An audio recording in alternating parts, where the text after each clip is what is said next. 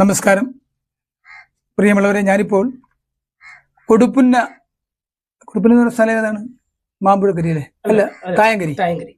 തായങ്കരി എടത്തുവ കൊടുപ്പുന്ന എന്ന് പറയുന്ന സ്ഥലത്തുള്ള ശ്യാം എന്ന് പറയുന്ന കലാകാരന്റെ ഇരുന്ന് കുഴപ്പമില്ല കലാകാരന്റെ വീട്ടിലാണ് നിൽക്കുന്നത്.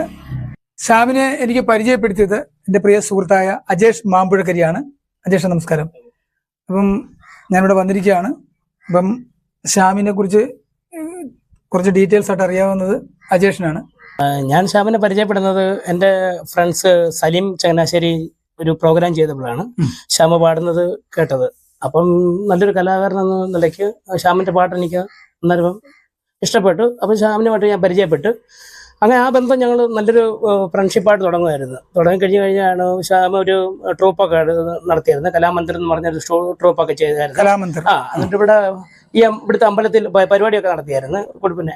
അതെല്ലാം കഴിഞ്ഞ് പിന്നെ ഞാൻ ഒരു സുപ്രഭാതത്തിൽ ഞാൻ കേൾക്കുന്നത് ശ്യാമിന് കിഡ്നി സംബന്ധമായ അസുഖമായിട്ട് 2 കിഡ്നിയും ഫെയിലിയർ ആണെന്ന് പറഞ്ഞ് ഒരു റിപ്പോർട്ടാണ് കേട്ടത്.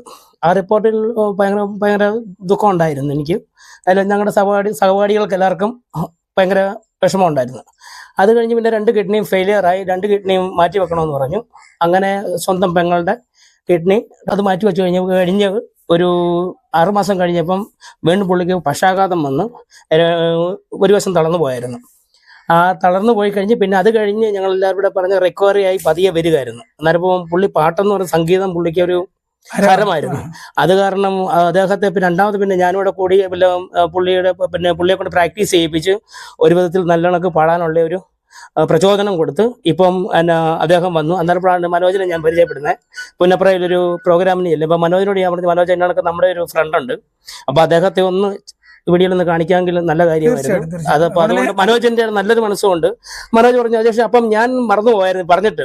മനോജിനെ രണ്ടാമത് വിളിച്ച് ഓർമ്മിപ്പിച്ച് പറഞ്ഞു, അജേഷ് അദ്ദേഹത്തിന്റെ വീട് എവിടെയാണ്.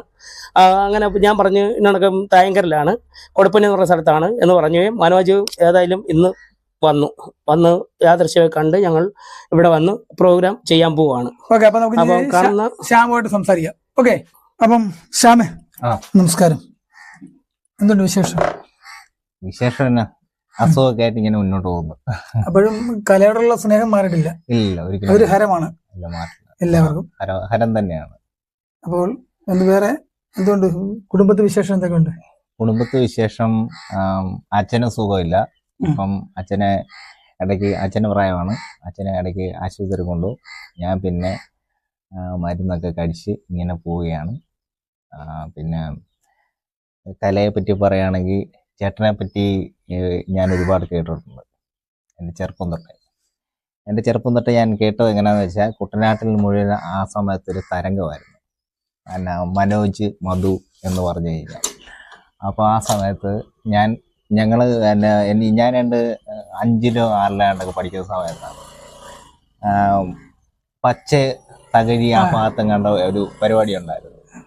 അത് 20 വർഷം മുന്നേ, 22 വർഷം മുന്നേ. അപ്പോൾ പറഞ്ഞാൽ ഇവിടുത്തെ ആൾക്കാർ ഒക്കെ ഇങ്ങനെ പോകുന്നുണ്ട് പരിപാടിക്ക്. അന്ന് ഇവിടെ വണ്ടിയോ ഇതൊന്നും ഒരു സൗകര്യം ഇല്ല. അന്ന് ഞങ്ങൾ ഇവിടെ നടന്ന് അവിടെ പരിപാടി കാണാൻ വന്നിട്ടുണ്ട്. മധു മനോജ് എന്നൊക്കെ പറഞ്ഞ ആ സമയത്ത് തരംഗമാണ്. നിങ്ങൾ അങ്ങനെയാണ് ഞാൻ ആ സമയത്തൊക്കെ നിങ്ങളെ പറ്റിയൊക്കെ കേൾക്കുന്നതും നിങ്ങളെ പറ്റിയൊക്കെ ഇങ്ങനെ ഓരോരുത്തർ എൻ്റെ ചേട്ടന്മാരൊക്കെ ചേച്ചിമാരൊക്കെ ഇങ്ങനെ പറയുന്നുണ്ട്, പുന്നപ്ര മധു മനോജ് എന്നൊക്കെ. അത് കഴിഞ്ഞ് പിന്നെ എൻ്റെ സഹോദരന്മാരൊക്കെ കലാകാരന്മാരാണ്. അവരൊക്കെ ഇങ്ങനെ പറയും നിങ്ങളെ പറ്റിയൊക്കെ, ഫേസ്ബുക്കിലൊക്കെ ഇങ്ങനെ വരുന്നത്. അത് ഞാൻ കാണാറുണ്ട്. പിന്നെ അപ്പോൾ എനിക്കത് വളരെ ഇഷ്ടപ്പെട്ടു. അപ്പോൾ ഞാനിങ്ങനെ നോക്കുന്നത്, മനോജ് ചേട്ടൻ ഈ പരിപാടി ചെയ്യുന്നു. ഇങ്ങനെ ചെറിയ കലാകാരന്മാരെയൊക്കെ വലിയ കലാകാരന്മാരൊക്കെ തന്നെ അവര്. അപ്പൊ ഇങ്ങനെ ഒരു പരിപാടി ചെയ്യുമ്പോൾ അപ്പൊ എനിക്ക് ഒരുപാട് സന്തോഷമായി. അതിനകത്ത് ഇങ്ങനെ ഓരോ ആൾക്കാരൊക്കെ അവര് ചേച്ചിമാരൊക്കെ പാടുന്ന കേൾക്കണം, എന്ത് രസമായിട്ടാണ് പാടുന്നത്. അപ്പം അങ്ങനെയൊക്കെ ഒരു ഇഷ്ടപ്പെട്ടു എനിക്കത് ആ പരിപാടി.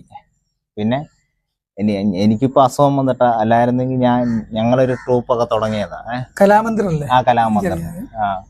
അപ്പൊ ആ ട്രൂപ്പില് ഞാൻ ഒരു 10-12 പ്രോഗ്രാം ചെയ്ത് ഞങ്ങള്. ഞങ്ങളത് മൂവായിട്ട് ഇങ്ങനെ വരുമായിരുന്നു. മൂവായിട്ട് വന്നപ്പോഴാണ് എനിക്ക് ഇതുപോലെ ഇങ്ങനെ അസുഖം വന്നത്. ഈ കിഡ്നി ട്രാൻസ്പ്ലാന്റേഷൻ ചെയ്തപ്പോഴേ നാട്ടുകാരുടെ സഹായം ഉണ്ടായിരുന്നില്ലേ? നാട്ടുകാരൊക്കെ പിരിച്ചിട്ടാണ് എനിക്ക് 10-15 ലക്ഷം രൂപ ഇങ്ങനെ തന്നു. അതിൽ മേളിൽ ചെലവായി 10 രൂപ. ഈ അവസരത്തിലേ അവർക്കൊരു നന്ദി കൂടെ പറഞ്ഞില്ലേ? തീർച്ചയായും. എനിക്ക് ട്രാൻസ്പ്ലാന്റ് ഞാൻ ചെയ്തപ്പം എന്നെ സഹായിച്ച എല്ലാ നാട്ടുകാർക്കും അതുപോലെ എല്ലാ സഹോദരി ചേട്ടന്മാർക്കും എല്ലാവർക്കും ഞാൻ എൻ്റെ നന്ദി പറയാണ്. എനിക്ക് ഈ കൈ ഇങ്ങനെ പൊക്കി നമസ്കാരം പറയാൻ പറ്റത്തില്ല. അപ്പോൾ ഞാൻ എൻ്റെ ഹൃദയത്തിൽ തൊട്ട് പറയുകയാണ് നന്ദി എല്ലാവർക്കും. ഓക്കെ. അപ്പം പിന്നെ നമുക്ക് ഇപ്പം ഈ പിന്നെ പാട്ട് പാടാൻ പറ്റുമോ ഇങ്ങനെ ഈ ഒരു സിറ്റുവേഷനിൽ? പാട്ട് പാടാൻ പറ്റുമെന്ന് പറഞ്ഞാൽ എൻ്റെ സൗണ്ട് കുറച്ച് അടച്ചായിരുന്നു. അപ്പം റേഞ്ച് പാടാൻ പറ്റത്തില്ല. റേഞ്ച് പാടാൻ പറ്റത്തില്ല. ഞാൻ പ്രാക്ടീസ് ചെയ്യുന്നുണ്ട്. പ്രിയമുള്ളവരെ, ശ്യാമിന്റെ അമ്മയും അച്ഛനുമാണ്. അപ്പൊ നമുക്ക് ശ്യാമിന്റെ വയ്യാതിരിക്കാണ് ഒരു പാട്ട് നമുക്ക് കേൾക്കാം. ഓക്കെ. കൊടിമീശ മുളയ്ക്കണ കാലം ഇടനെഞ്ചില് ബാൻഡടി മേളം,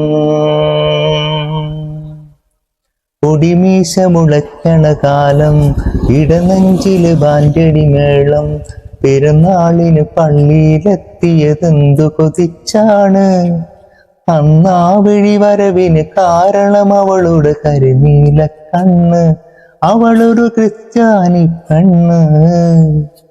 കൊടിമീശ മുളയ്ക്കണ കാലം ഇടനെഞ്ചില് ബാൻഡടി മേളം, അറിയാതെ. ഇത്രയുള്ളോ? ഇത്രയല്ല, ഇനിയുണ്ട്. പക്ഷെ എനിക്ക് അങ്ങോട്ട് വരുന്നില്ല. ഇതിനുള്ള സ്നേഹം കൊണ്ടല്ലേ? സ്നേഹം കൊണ്ട്. അപ്പം ഒത്തിരി ആളായില്ലേ പാടിയിട്ട്. ഓക്കെ. അപ്പൊ ശ്യാമിനെ എല്ലാവരും അറിയട്ടെ. പ്രിയമുള്ളവരെ, ഇത് ശ്യാമ കൊടുപ്പുന്ന. അദ്ദേഹത്തിന്റെ സാഹചര്യമെല്ലാം അദ്ദേഹം തന്നെ പറഞ്ഞു. അപ്പം നല്ല മനസ്സുള്ള സുമനസ്സുകളെ ശ്യാമിന്റെ കുടുംബത്തെ സഹായിക്കാൻ പറ്റുമെങ്കിൽ സഹായിക്കുക. ശ്യാമിന്റെ മൊബൈൽ നമ്പർ എന്ന് പറയാമോ? 85 47 03 07 29 29. മൊത്തം ഒന്ന് പറഞ്ഞേ. 85 47 03 07 29. അപ്പൊ ഈ കാണുന്നത് എന്തുവാ? അത് കടയാണ്. വെള്ളപ്പൊക്കത്തിന് ഞാൻ ഇട്ട കട. അപ്പൊ ആ കട കാണിച്ചേ. അതും പറ്റിയില്ലല്ലേ? വെള്ളപ്പൊക്കത്തിന് പോയതാ. ഓ, ഭയങ്കര കൊടുങ്കാറ്റൊക്കെ. വെള്ളപ്പൊക്കം ഇവിടെ വെള്ളം കയറുവോ? 4 പ്രാവശ്യം വെള്ളം പൊങ്ങി. ഇവിടം വരെ വെള്ളം കയറിയതല്ലേ? വെള്ളം പൊങ്ങത്തേണ്ട ഇവിടം വരെ കയറി. അപ്പൊ ഇതെല്ലാം പ്രിയ പ്രേക്ഷകർക്ക് ഇങ്ങോട്ട് കാണിച്ചു. ഇവിടം വരെ വെള്ളം കയറിയതാ. ഇവിടം വരെ വെള്ളം കയറിയതല്ലേ? അപ്പോൾ ഇതെല്ലാം പ്രിയ പ്രേക്ഷകർ കാണുന്നു എന്ന് വിശ്വസിക്കുന്നു. അപ്പോൾ ഈ കുടുംബത്തെ കഴിവതും സഹായിക്കണമെന്ന് ഒരു എളിയ കലാകാരൻ എന്ന രീതിയിൽ വിനയപൂർവ്വം അഭ്യർത്ഥിക്കുകയാണ്. ഓക്കെ ശ്യാം. ഓക്കെ അമ്മ.